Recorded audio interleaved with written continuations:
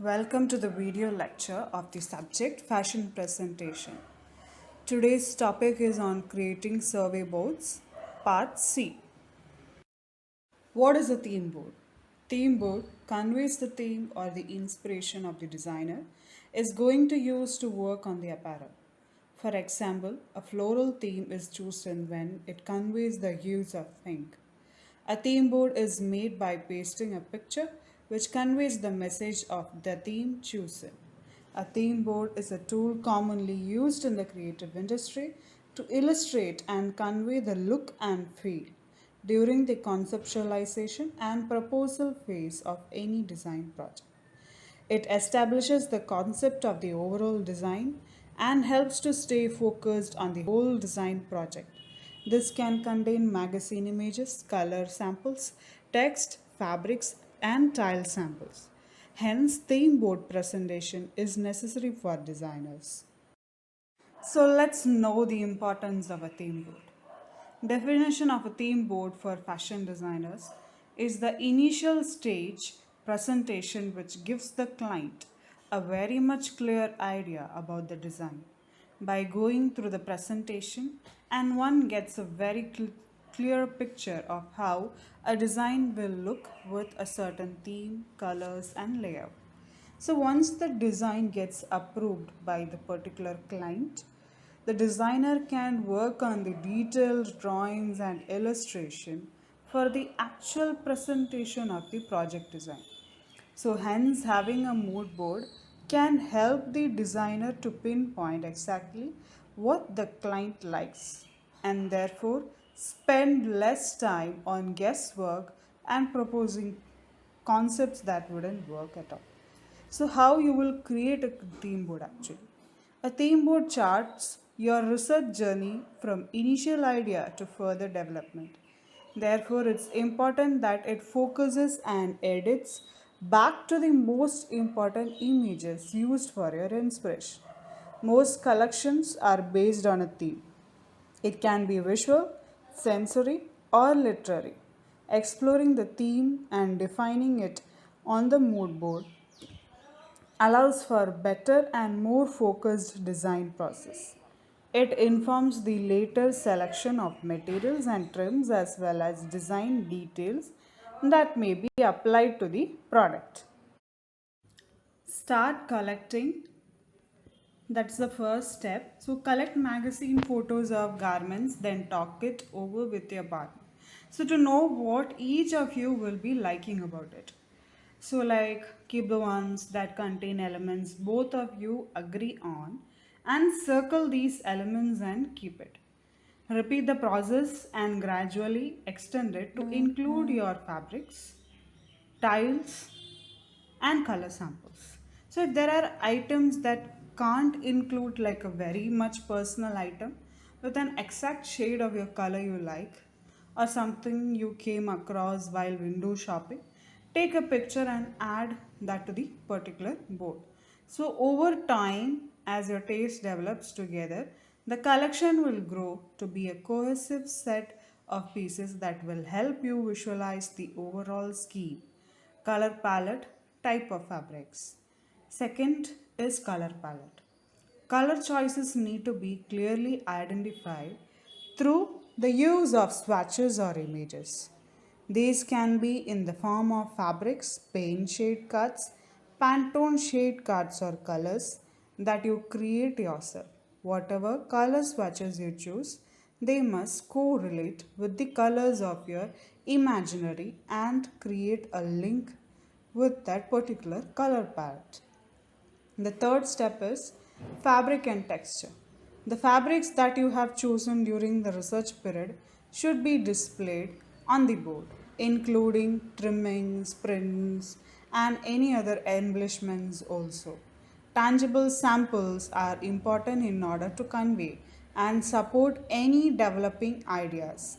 Fabric choices also can represent texture and add depth to the research and consequent designs.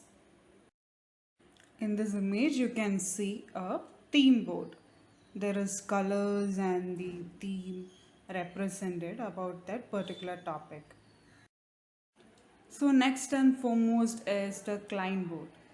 A client board is to have a clear idea of what you are designing and for whom. There is a need to have a client board. The client board should have the age group, season, or occasion, demography or geography, and character of personality, social status, income, interest, and hobbies, martial status, attitude, motto in life, role model, etc., can also be added on the client board. Following are some examples of client boards. The best marketing campaigns are highly focused, specific, and segmented, and they require an ideal client profile. So, when gathering data and information for your ideal client profile, it is best always to be as specific as possible and to include as much detail as possible. So, as it shows about the ideal client demographics, demographics explain who your ideal client is. So, a demographic profile is a collection of objective, factual, statistical data about a specific group of people, often used by companies to segment and target their marketing for better result. So, this data is similar to the data often found in census documents.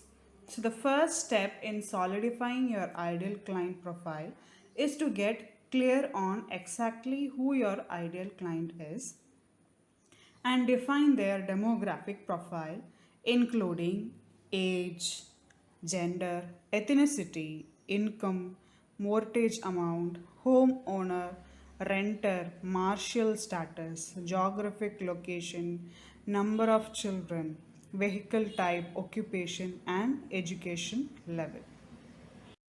Next is decision making. A deep understanding of exactly who your ideal client is can also be a guide as to what information you need to provide to help the prospectus. Clients and customers make a buying decision. So, for example, someone buying a new iPhone needs one set of information to make buying decision.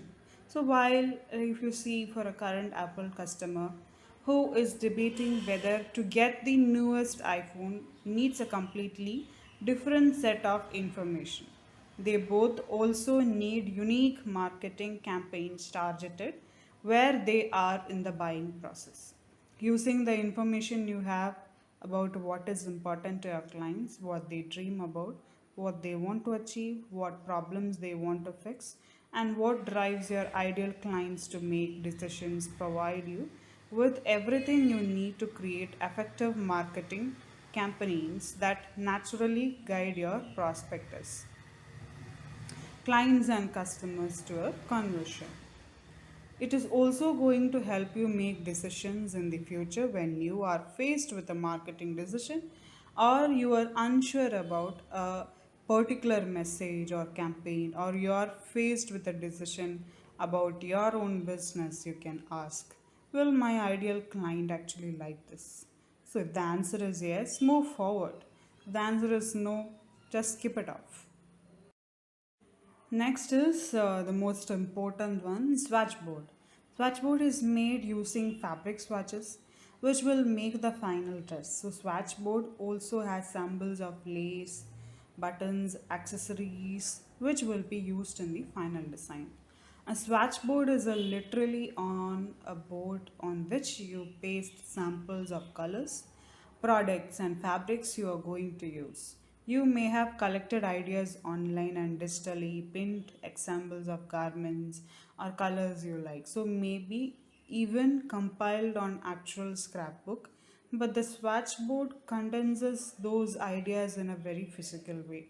The swatchboard acts as permanent reminder of your original vision that you can reference to make sure you don't wander off the track.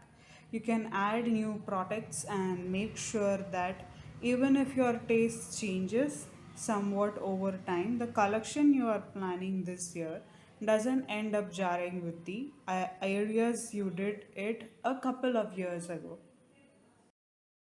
Here is how you prepare a swatchboard. First, you will start with an inspiration point. Okay, so it might be something natural like a shell or a flower or a photograph or a view of a setting or a piece of fabric on an artwork. So nature is often a good starting point as colors used in nature always work very well together.